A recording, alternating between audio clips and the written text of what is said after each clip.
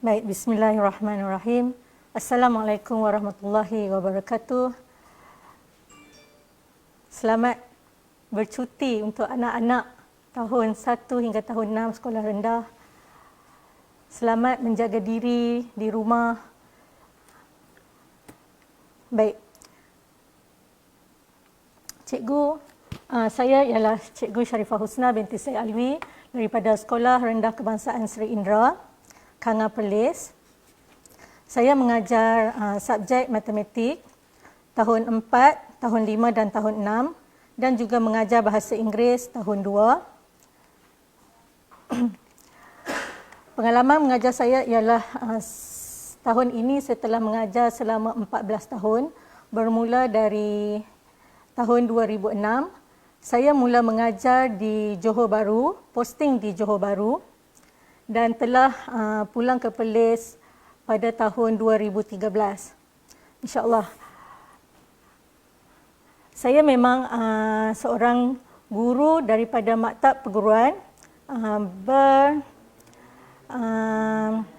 berpendidikan, iaitu option saya ialah matematik dan pengajian agama. Selama saya mula mengajar, saya memang mengajar matematik dan bahasa Inggeris. Alright.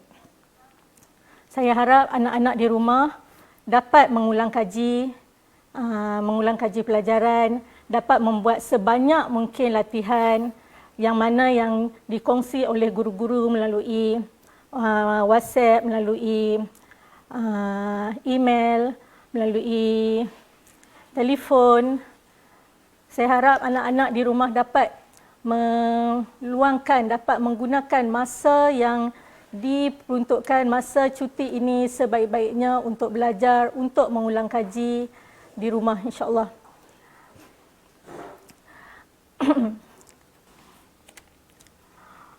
Baik, alhamdulillah hari ini sedikit perkongsian daripada saya mengenai subjek matematik UPSR tahun 6.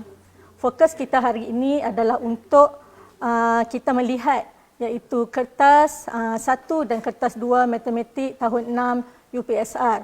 Untuk kod kertas 1 iaitu 015/1. Okey. Alright, apa isi kandungan hari ini yang kita akan kongsi ialah yang pertama ialah pengenalan, soalan kebat dalam kertas 1 dan kertas 2, contoh markah dalam kertas 1 dan kertas 2, rumusan kelemahan murid dalam kertas 1 dan kertas 2, apa yang perlu saya lakukan semasa menjawab kertas 1 dan kertas 2. Kemudian kita tengok contoh-contoh latihan dan juga contoh-contoh kesalahan yang anak-anak lakukan. Alright, kertas matematik adalah kertas yang wajib diambil oleh semua calon UPSR. Tak ada yang terkecuali untuk menjawab soalan matematik. Matematik terbahagi kepada 2 kertas iaitu kertas 1 dan kertas 2. Alright, melihat kepada kertas 1, kertas 1 berbentuk objektif iaitu soalan aneka pilihan jawapan. A, B, C dan D. Tempoh masa yang diperuntukkan ialah 1 jam, mempunyai 40 soalan dan 40 markah, iaitu 1 markah 1 soalan. Okey. Kertas 2 pula berbentuk subjektif, pelbagai jawapan murid. Kita akan melihat pelbagai jawapan murid melalui kertas 2. Masa yang diperuntukkan ialah 1 jam. 15 soalan yang disediakan, murid wajib menjawab semua soalan dan markah yang diberi ialah 60 markah. Soalan kebat dalam kertas 1 dan kertas 2. Apa itu soalan kebat? Kebat adalah kemahiran berfikir aras tinggi. Kertas 1 dan kertas 2 mempunyai soalan kebat. Soalan kebat mempunyai aras yang berbeza iaitu aras rendah, aras sederhana dan aras tinggi. Baik, pemakahan kertas 1 dan kertas 2. Kertas 1, 1 soalan 1 markah. Kertas 2 mempunyai 2 markah. 3 markah, 4 markah dan 5 markah. Ini bergantung kepada soalan yang diberi. Jumlah keseluruhan ialah 100 markah. Alright. 40 kertas 1 dan 60 kertas 2.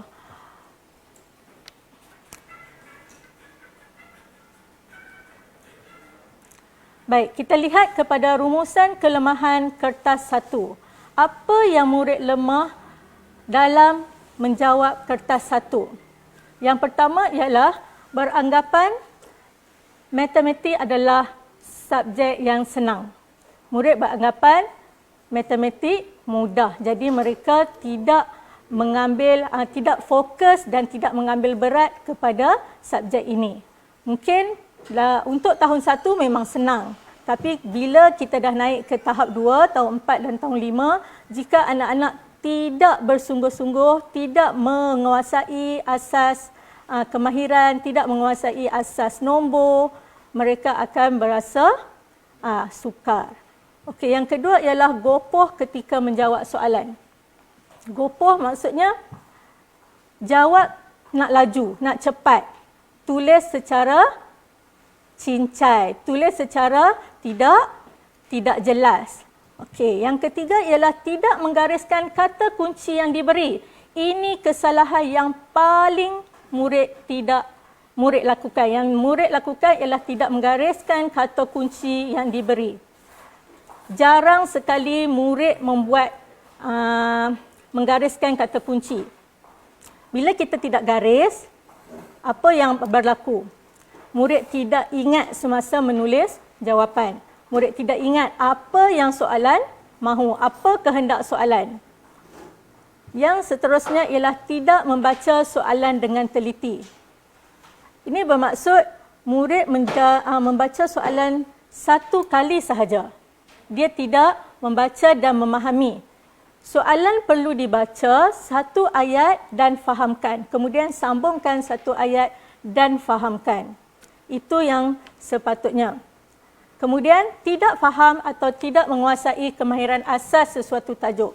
Ini berlaku murid tidak dapat menjawab soalan jika kemahiran asas ataupun dia tidak menguasai asas sesuatu tajuk. Maksudnya contohnya seperti tidak menghafal sifir. Jika murid tidak menghafal sifir atau tidak tahu macam mana bagaimana untuk menulis sifir, jadi dia tidak dapat menjawab soalan yang diberi.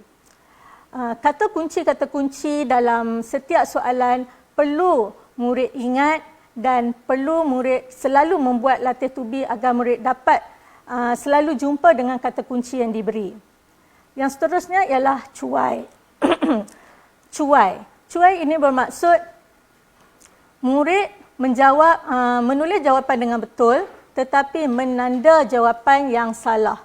Ini adalah cuai. Ataupun murid menyalin soalan dengan salah. Dalam soalan tulis nombor lain, dia kira dengan nombor lain. Itu adalah cuai. Alright. Ini adalah kelemahan-kelemahan pada kertas 1. Seterusnya kelemahan untuk kertas 2. Sama juga, murid beranggapan matematik adalah senang, gopoh ketika menjawab soalan, tidak menggariskan kata kunci yang diberi. Kertas 2 adalah kertas yang mempunyai markah yang besar. Jika murid tidak fokus atau tidak membuat jalan kira, tidak memahami soalan dengan baik, murid tidak dapat mencapai ataupun tidak dapat membuat jalan pengiraan yang baik. Kata kunci yang diberi adalah sangat penting untuk murid gariskan atau murid bulatkan kata kunci. Ini kerana mereka akan sentiasa melihat. Jika murid bulatkan kata kunci, dia akan melihat apa kata kunci daripada soalan tersebut. Daripada kata kunci itulah kita dapat tahu operasi apa yang akan kita lakukan. Apa operasi yang terlibat. Seterusnya ialah tidak faham konsep sesuatu tajuk. Tidak faham konsep sesuatu tajuk sebenarnya berlaku disebabkan kurangnya latihan. Kurang latih tubi, kurangnya penyoalan antara guru dan murid. Murid tidak tahu apa yang dia tidak tahu. Kemudian tidak faham kemahiran asas sesuatu tajuk. Kemahiran asas contohnya kemahiran menambah, kemahiran menolak, membahagi dan mendarab. Tulisan tidak kemas dan mengelirukan. Ini selalu saya sentuh untuk tulisan kepada anak murid. Tulisan mesti cantik dan kemas dan jelas. Kerana apa?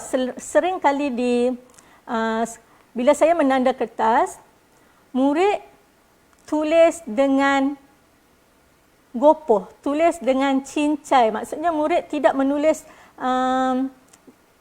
nombor atau tulisan setiap perkataan dengan jelas. Bila kita tanya balik, bila cikgu tanya balik, nombor apa yang awak tulis ni? Dia pun tak ingat apa nombor yang dia tulis. Selalu nombor yang tidak jelas ialah nombor sifar atau nombor 6. Dia tulis nombor 6 tapi sepatutnya sifar atau nombor 6. Bila kita tanya balik, dia pun tak ingat apa nombor yang dia tulis. Itu yang sepatutnya. Satu lagi ialah nombor 4. Bila murid menulis nombor 4 dengan cincai, dengan gopoh, dengan laju, dia akan jadi mungkin akan jadi nombor 9. Nombor 9 dan nombor 4 selalu dikelirukan oleh murid-murid. Dia mungkin tulis nombor sifar, nombor kosong. Tapi bila dalam pengiraan, dia menganggap nombor yang ditulis tadi itu ialah nombor 6.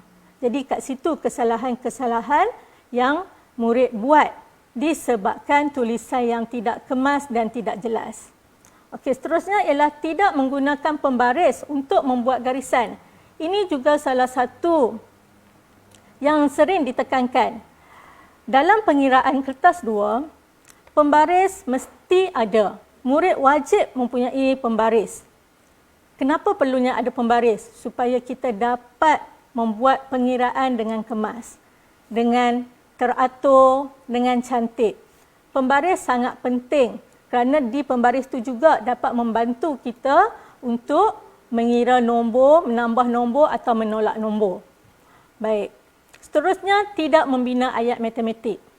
Ayat matematik sangat penting untuk murid tulis. Apabila membaca sesuatu soalan, murid berfikir apa yang soalan minta. Daripada apa, tambah apa, kepada apa, atau tolak, darab, bahagi atau seterusnya. Membina ayat matematik dapat memberi panduan kepada murid apa yang perlu dilakukan. Seterusnya ialah menulis soalan atau angka yang salah.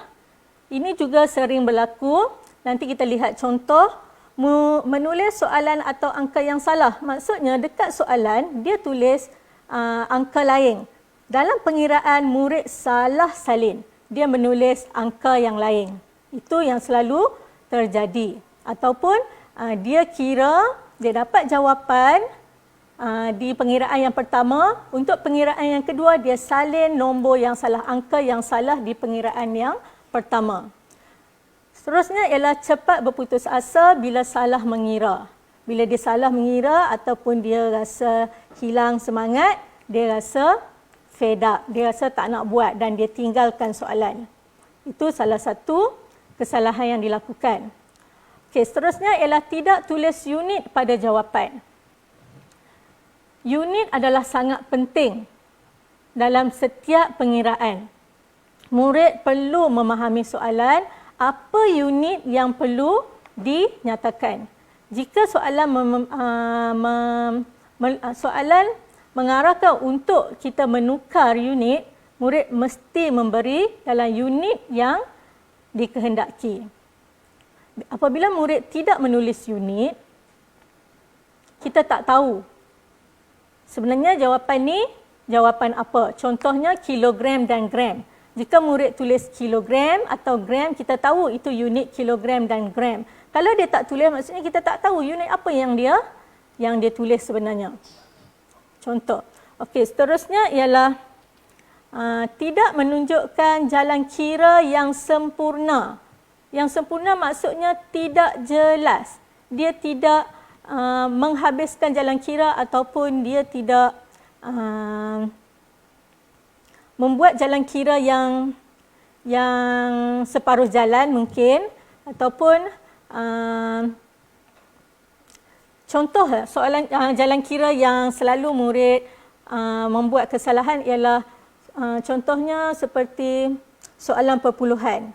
Soalan perpuluhan yang memerlukan titik perpuluhan dan titik perpuluhan dan sifar untuk nombor bulat. Apabila nombor bulat tambah nombor perpuluhan atau nombor bulat tolak nombor perpuluhan, murid lupa untuk menambah titik perpuluhan dan sifar. Okey, salah mengira dan salah pilih operasi. Kenapa terjadinya salah kira dan salah pilih operasi? Kerana murid tidak menggariskan kata kunci pada soalan. Jadi dia tak ingat, dia tak baca dengan betul apa kata kunci. Daripada kata kunci kita dapat tahu apa operasi yang terlibat. Kurang memberi perhatian kepada soalan 3 markah. Kenapa? Murid menganggap soalan 3 markah sebab selalunya soalan ni sangat panjang. Soalan panjang jadi murid malas untuk membaca soalan. Soalan 3 markah selalunya berkait dengan soalan dari soalan A. Soalan 3 markah selalunya ialah soalan B. Dia berkait dengan soalan A. Jadi murid perlu memahami setiap ayat dan fahamkan dan tahu apa operasi yang terlibat. Okay. Seterusnya ialah hanya satu kali membaca soalan. Satu kali memang tak boleh. Tak boleh baca satu kali sebab murid tak akan faham jika hanya sekali membaca soalan.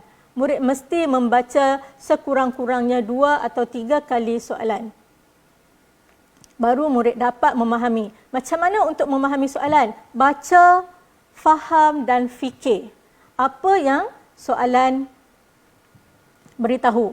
Apa yang diberi, apa yang dikehendaki dan apa operasi yang terlibat.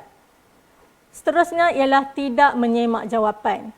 Menyemak jawapan ialah seperti dalam pengiraan, murid selalu mengeluarkan jawapan daripada pengiraan. Bila dia keluarkan jawapan, dia salin salah.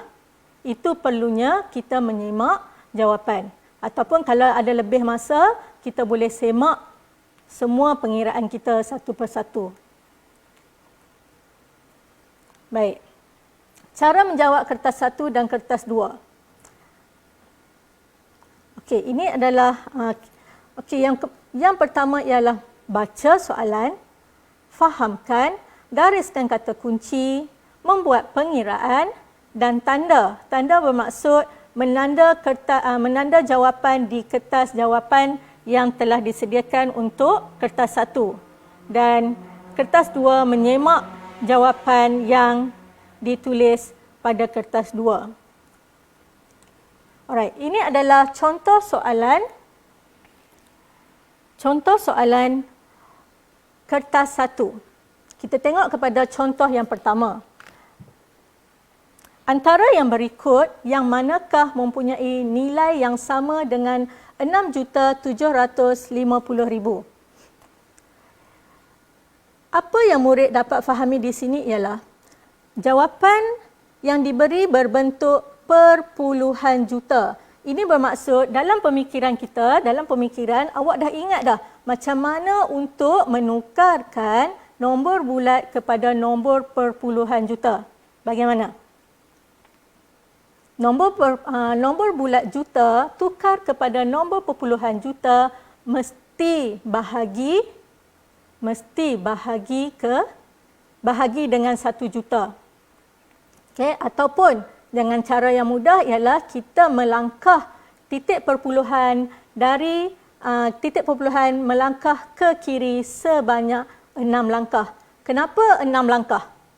Sebab 1 juta mempunyai 6 sifar. Okey, gerakkan titik ke kiri sebanyak 6 langkah. Jadi anak-anak akan mendapat 6.75 juta. Soalan yang kedua ialah soalan pecahan, bahagi pecahan. bahagi pecahan. 4/1/4 bahagi 1/2. Ini selalu murid tertinggal ataupun murid lupa apa yang perlu dilakukan. Apa yang perlu murid buat? 4/1/4 ialah nombor bercampur. Apa yang berlaku kepada bahagi? Bahagi perlu ditukar kepada darab. Dan apa yang berlaku pada 1/2? Okey, baik, kat sini cikgu akan tunjukkan macam mana caranya untuk mengira bahagi pecahan.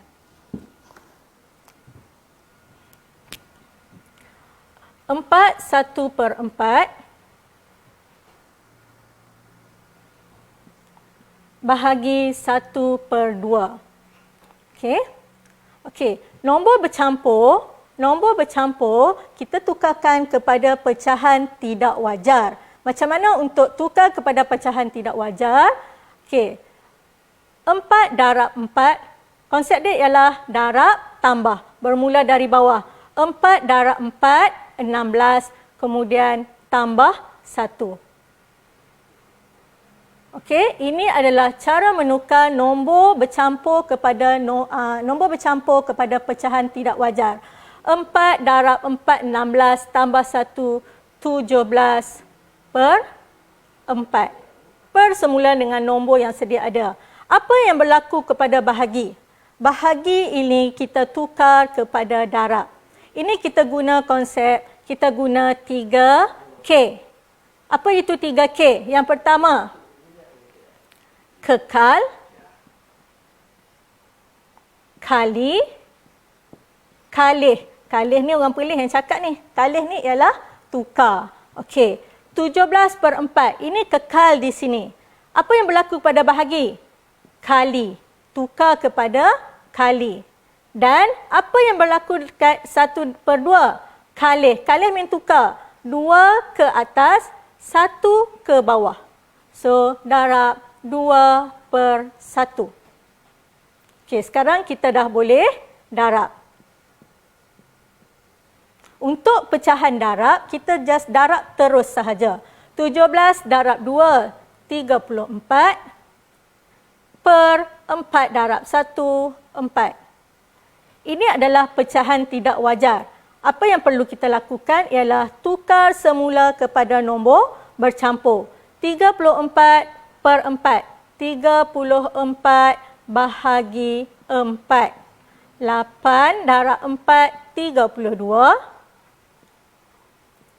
4 tolak 2. Okey, jawapan yang kita perolehi ialah 8, 2/4. Okey, jika kita tengok pada pilihan jawapan, tiada jawapan 8/4/2. Tiada. Sebab apa? Sebab 2/4 ialah pecahan wajar. Kita perlu permudahkan. Sebab 2/4 boleh dipermudahkan. Sifir apa yang ada 2 dan 4? Sifir 2. Maksudnya 2 bahagi 2 dan 4 bahagi 2. So, kita akan dapat jawapan 8. 2 bahagi 2 ialah 1. 4 bahagi 2 ialah 2. So, jawapan yang terakhir ialah 8 1/2. Okey, kita ada jawapan D di situ. Okey, murid kena faham pecahan ini, nombor bercampur mesti ditukar kepada pecahan tidak wajar. Kemudian, pecahan tidak wajar ditukar kepada nombor bercampur, kemudian kita permudahkan. Okey. Alright.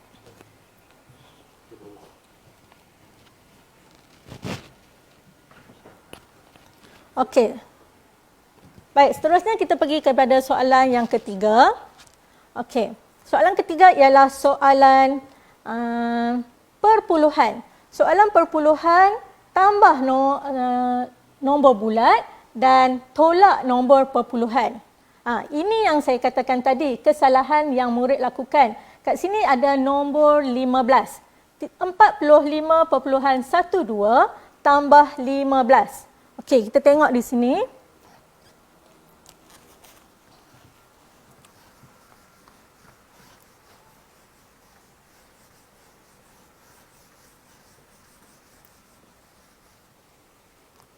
45,12 tambah 15 tolak 3,2.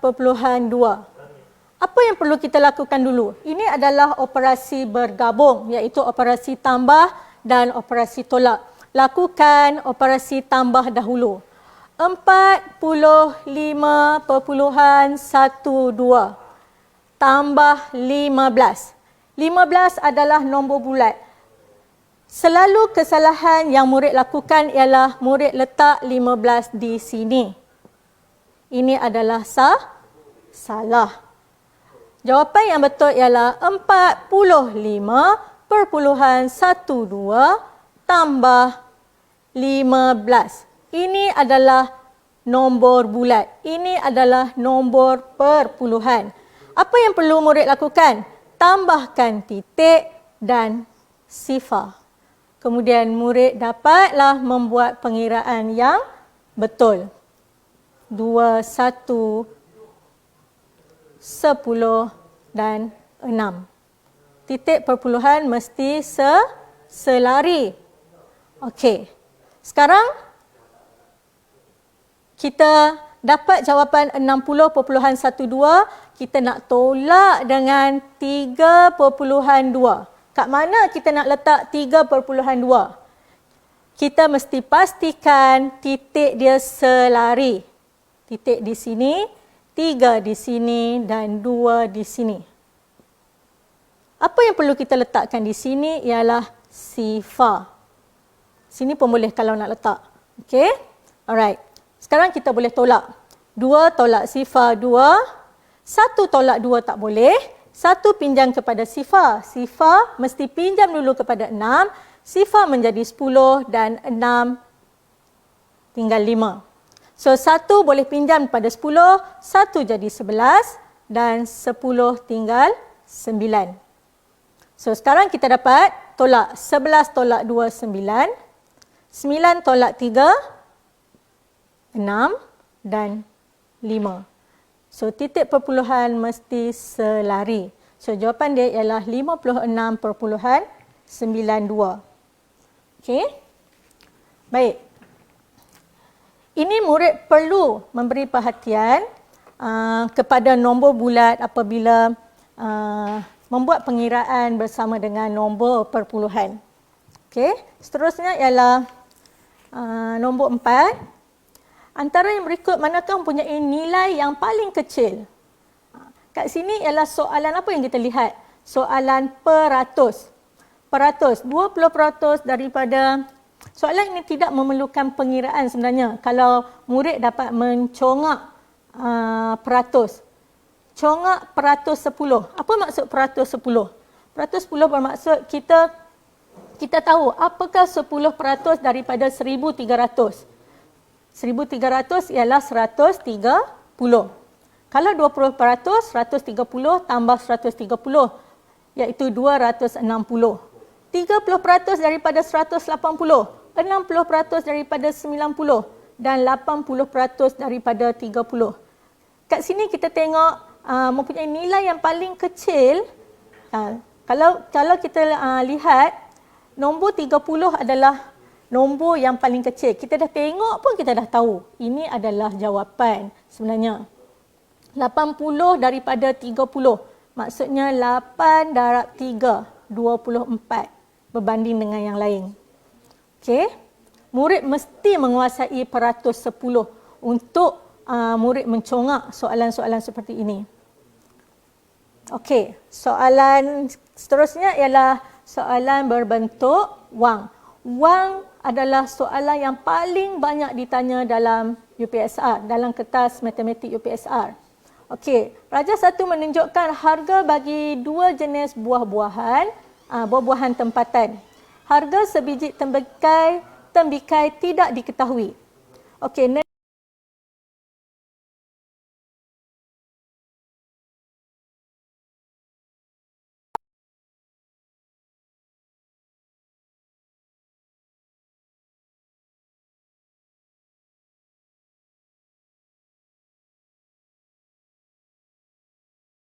Okey, apa yang perlu kita lihat kat sini ialah apa operasi yang terlibat. Jika murid-murid dapat lihat, nenas Mary membeli 2 biji, bermaksud RM11.70 darab dengan 2, 4 biji durian, RM40.50 darab dengan 4, dan apa yang perlu kita lakukan? RM200 kita tolak dengan jumlah nenas dan jumlah durian. Ini adalah operasi bergabung, iaitu operasi darab, kemudian dan tolak. So, murid akan dapat jawapan harga untuk tembikai. Okey, seterusnya ialah soalan masa dan waktu. Raja menunjukkan waktu mula kelas tambahan Mona di sekolahnya. Kelas tambahan. Kalau kita lihat di sini, jam menunjukkan 1.15. Kelas tambahan mestilah waktu petang lah kan, bukan waktu pagi. 1.15 petang. Baik, Mona menghadiri kelas matematik selama 45 minit. Dan Mona menghadiri kelas matematik selama 45 minit dan bahasa Malaysia selama 50 minit dengan waktu rehat selama 20 minit di antara kedua-dua kelas itu. Pada pukul berapakah kelas tuition Mona tamat? Okey. Kat sini kita dapat lihat apa operasi yang terlibat. Daripada pukul 1.15 petang, okey, kelas tambahan matematik bermula 45 minit, kemudian bahasa Melayu 50 minit dan tambah dengan 20 minit rehat. Apa yang perlu murid buat di sini? Perlu gunakan jadual T. Okey, kat sini saya tunjukkan jadual T.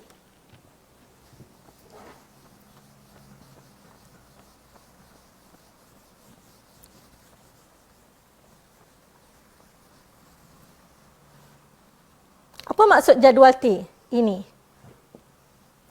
ialah jam, ini adalah minit. Masa yang Mona bermula kelas ialah jam 1.15 minit. Okey.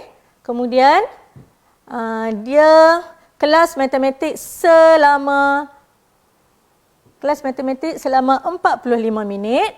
Kita letakkan di rumah minit. Dan kelas bahasa Melayu 50 minit. Kita letak di rumah minit juga. Dan rehat selama 20 minit. So, kita pun tambah 20 minit lagi. So, ini adalah operasi tambah.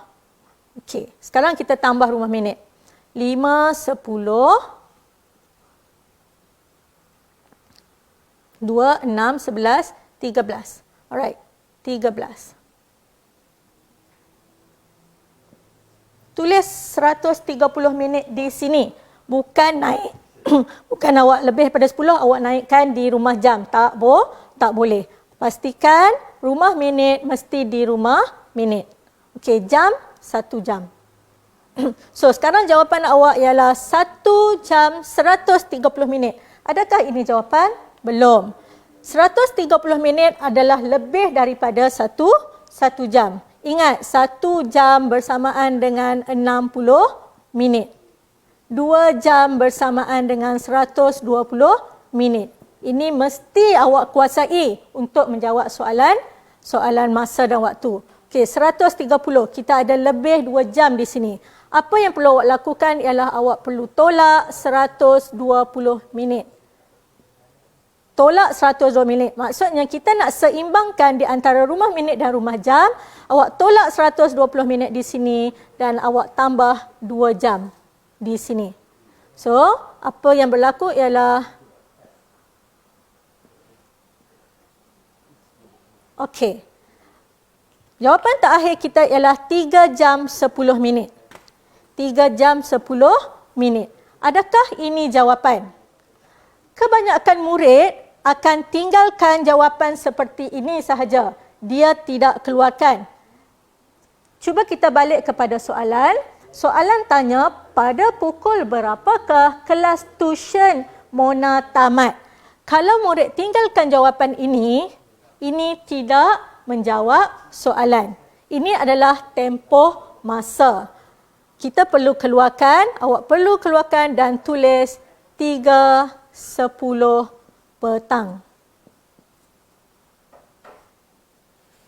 Ini yang jawapan yang soalan minta. Kalau awak tinggal macam ni, awak tak ada markah untuk jawapan akhir.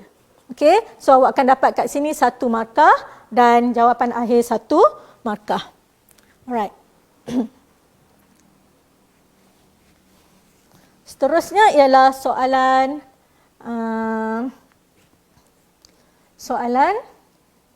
melibatkan unit isi padu cecair. Okey, ini pun sama, operasi darab dan bahagi. Puan Siti telah membeli 3 paket susu segar yang sama. Dia menggunakan 2035 ml daripada susu segar tersebut untuk membuat kek. Bakinya telah dituangkan sama banyak ke dalam 5 biji botol. Okey, kalau kita tengok kat sini, kotak susu yang ditunjukkan memberi unit liter. Dalam soalan, apa yang diberi ialah unit ml. Puan Siti membeli 3 paket susu. Itu bermaksud dalam fikiran kita apa yang kita fikir? Kita mesti darab. 3 darab dengan 1 liter. Okey, kemudian dia kata dia menggunakan operasi apa? Operasi tolak. Sebanyak berapa? 2035 ml. Jadi daripada 3 liter susu yang Puan Siti ada, awak perlu menukar unit liter kepada unit ml. 3 liter bersamaan dengan 3000 ml. So Puan Siti ada 3000 ml susu, kemudian dia menggunakan mesti operasi tolak 2035 ml. Kemudian jawapannya, dia kata baki telah dituangkan sama banyak. Itu kata kunci. Sama banyak ialah kata kunci operasi bahagi. Okey. Dalam setiap botol. Okey, kemudian apa yang kita dapat kat sini ialah ada 2 operasi di sini, iaitu operasi darab dan 3 operasi di sini, operasi darab, kemudian tolak dan bahagi. Okey. Okey, soalan seterusnya ialah menunjukkan soalan luas isi padu. Raja menunjukkan sebiji kek berbentuk kuboid. Kek tersebut dipotong kepada 25 keping yang sama besar. Berapakah isi padu dalam sentimeter padu sepotong kek? Okey, kalau kita lihat kat sini, isi padu kek telah diberi. Ukuran kek telah diberi. Macam mana kita nak cari isi padu kek ini? Apa yang awak perlu ingat ialah formula isi padu. Panjang darab lebar darab tinggi. Panjang 20 darab lebar 8 dan darab 5. Kemudian apa yang awak perlu buat? Setelah jawapan yang awak dapat, kek tersebut dipotong kepada 25 keping yang sama besar. Apa kata kunci kat situ? Kata kunci kat situ ialah sama besar. Bermaksud bahagi. Okey. So kat sini ialah awak kena cari dulu isi padu kek, kemudian bahagi dengan 25. So seterusnya, ini adalah soalan koordinat. Soalan koordinat, koordinat ni soalan yang mudah. Boleh dikatakan soalan mudah. Tapi walaupun mudah, kadang-kadang murid buat juga kesalahan. Kesalahan seperti cuai lah selalunya kan. Okey, Raja 5 menunjukkan titik P dan Q yang dilukis pada satah katis. Alright, ini adalah X. Kita tengok paksi X dan paksi Y. Titik P, Q dan R membentuk satu segitiga sama sisi. Nyatakan koordinat yang mungkin bagi titik R itu. Okey, bila dia kata sama sisi, macam mana kita nak lukis titik R? Awak perlu mengira berapa langkah dari P ke Q. P ke Q ada 4 langkah. Kemudian kita nak lukis segitiga. Segitiga kalau ke bawah kita tak dapat. Jadi titik mesti berada di atas. Bila dari P ke Q kita ada 4 langkah. Okey, saya lukis di sini.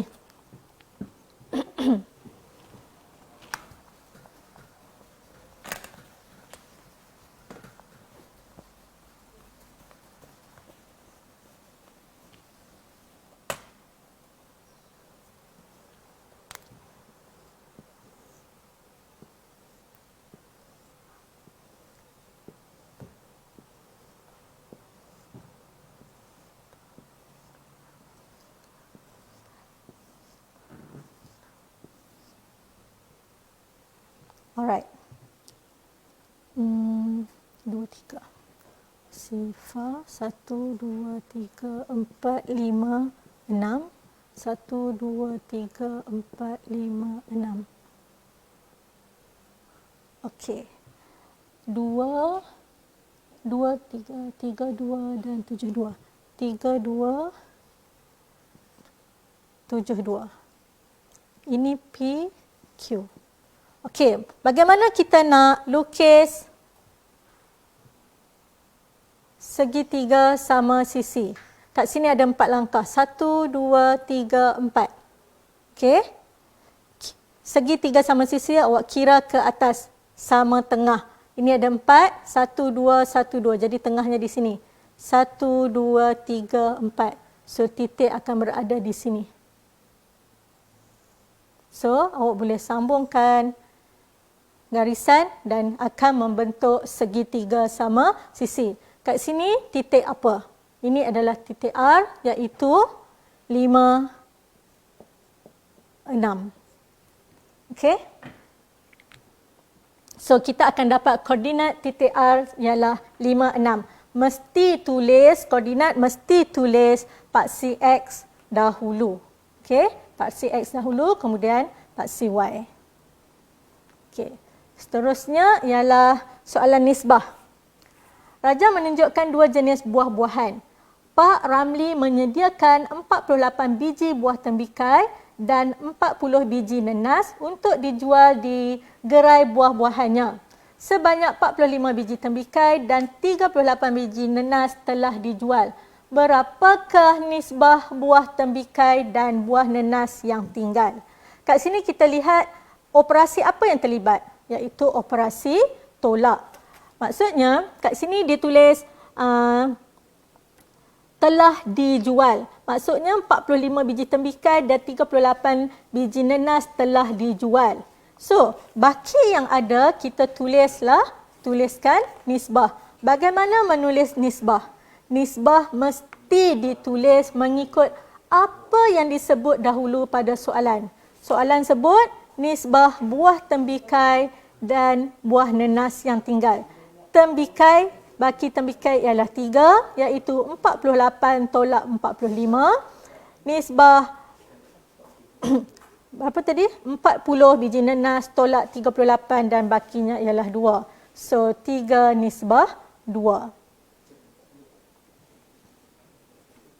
Okey, seterusnya ialah soalan pengurusan data. Pengurusan data. Piktogram menunjukkan jumlah kutipan derma yang telah dianjurkan oleh Persatuan Bulan Sabit Merah di sebuah sekolah menengah. Okey, ini adalah piktograf, graf bergambar. Piktograf ini selalunya, piktograf memang akan mempunyai simbol. Okey, simbol kita lihat di bawah, satu orang mewakili satu orang. Okey, so kita lihat kepada jadual. RM20. Ada berapa orang?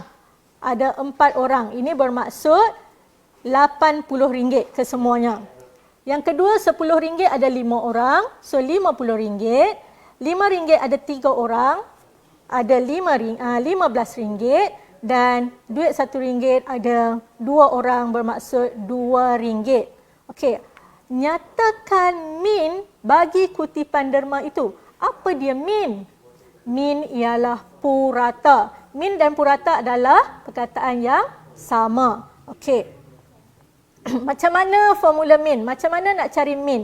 Min ialah jumlah bahagi bilangan. Jumlah apa? Jumlah kesemua duit itu dan bahagi dengan bilangan murid. Bilangan murid ialah bilangan murid ialah 14 orang. So, jumlah duit itu ialah RM147 dan kita bahagi kepada 14 orang. Murid akan kutipan derma itu ialah sebanyak RM10.50. Okey. Okey. Seterusnya ialah soalan kebolehjadian. Contoh, nyatakan yang manakah mungkin berlaku pada peristiwa di bawah. Okey, kebolehjadian dia ada pasti, mustahil, besar kemungkinan, kecil kemungkinan dan sama kemungkinan. Okey, kita lihat kat sini mana yang mungkin berlaku. Soalan meminta mungkin berlaku. A. Terdapat 8 hari dalam seminggu. Mustahil. B. Burung penguin ada di pantai Malaysia. Pun mustahil. C. Salji turun di negara Malaysia. Tidak pernah berlaku lagi. Jadi, kita tengok D. Gabungan 2 segitiga menjadi 1 segi 4 tepat. Ini mungkin berlaku. Ada juga segitiga yang digabungkan tidak boleh jadi segi 4 tepat. Tapi ada segitiga yang boleh jadi segi 4 tepat. Cuba kita lihat.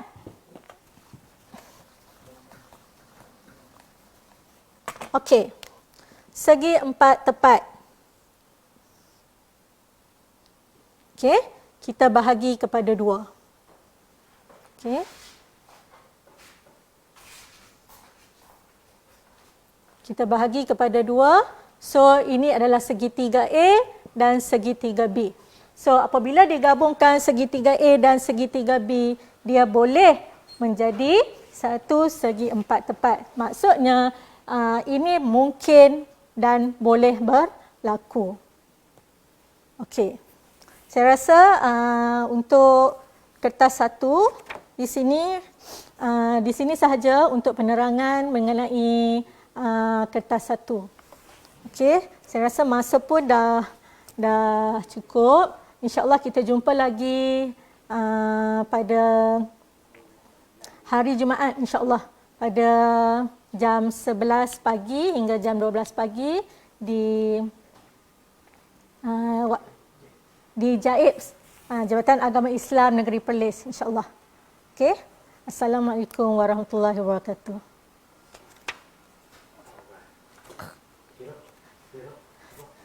Ustaz, banyak lagi tu. Baru kata satu.